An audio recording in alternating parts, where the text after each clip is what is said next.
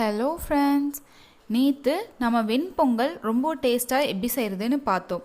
இன்றைக்கி வெண்பொங்கலுக்கு சுவையான சாம்பார் எப்படி செய்கிறதுன்னு பார்க்க போகிறோம்.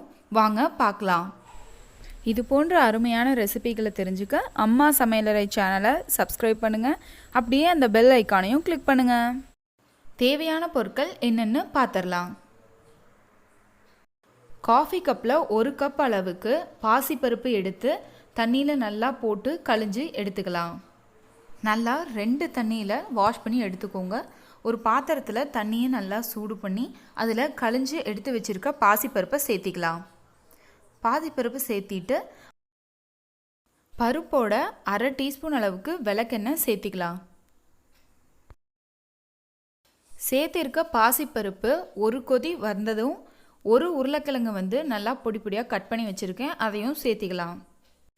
நல்லா கொதிச்சு வரும்போது அந்த பாசிப்பருப்பும் சேர்த்துருக்க உருளைக்கிழங்கும் நல்லா வேகும். பாருங்கள், இப்படி தான் நல்லா நுரக்கட்டி வரும். பாசிப்பருப்பை இது போல் நல்லா மசிஞ்சு வர்ற அளவுக்கு வேக வச்சு எடுத்துக்கோங்க. இப்போது ஒரு வானிலையை அடுப்பில் வச்சு சூடானதும் ஆயில் சேர்த்திக்கலாம். ஆயில் சூடானதும் கடுகு சேர்த்துக்கோங்க. கடுகு நல்லா பொரிஞ்சு வரணும். கடுகு நல்லா பொரிஞ்சு வந்ததுமே கொஞ்சமாக பெருங்காயம் சேர்த்திக்கலாம். சேர்த்திட்டு வரமிளகாய் 3, பச்சை மிளகாய் 4, கருவேப்பிலை கொஞ்சம், இது எல்லாத்தையுமே சேர்த்தி நல்லா வணக்கிக்கோங்க.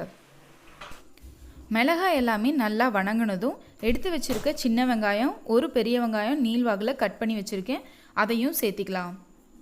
வெங்காயம் நல்லா பொன்னிறம் வர வரைக்கும் நல்லா வதங்கணும். இப்போது வெங்காயம் நல்லா வதங்கிடுச்சு. 2 தக்காளி, மீடியம் சைஸ் தக்காளி பொடி பொடியாக கட் பண்ணி வச்சுருக்கேன், அதையும் சேர்த்திக்கலாம்.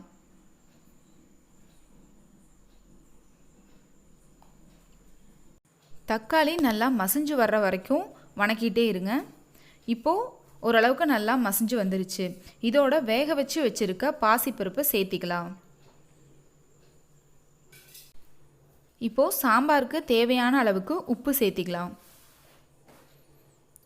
சேர்த்திருக்க உப்பு நல்லா மிக்ஸ் ஆகிற அளவுக்கு நல்லா மிக்ஸ் பண்ணி விட்டுக்கோங்க. கொஞ்சம் தண்ணி ஆட் பண்ணுறேன்னா ஆட் பண்ணிக்கலாம். இப்போது சாம்பாருக்கு மஞ்சத்தூள் சேர்த்திக்கோங்க. 1/2 டீஸ்பூன் அளவுக்கு மஞ்சத்தூள் சேர்த்தி நல்லா மிக்ஸ் பண்ணி விட்டுக்கோங்க.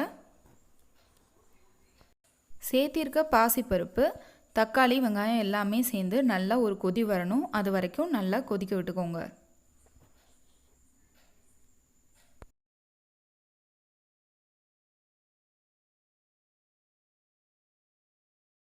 சாம்பார் நல்லா கொதிச்சு வந்துருச்சு. இப்போது இதை சர்வ் பண்ணிக்கலாம். வெண்பொங்கலுக்கு ரொம்பவுமே டேஸ்டான சாம்பார் ரெடி ஆயிடுச்சு. இதை நீங்களும் கண்டிப்பாக வீட்டில் ட்ரை பண்ணி பாருங்கள். செஞ்சு சாப்பிட்டு பார்த்து எப்படி இருக்குன்னு சொல்லுங்கள். இந்த வீடியோவை லைக் பண்ணுங்கள். நம்ம சேனலை சப்ஸ்கிரைப் பண்ண மறந்துடாதீங்க. தேங்க்யூ.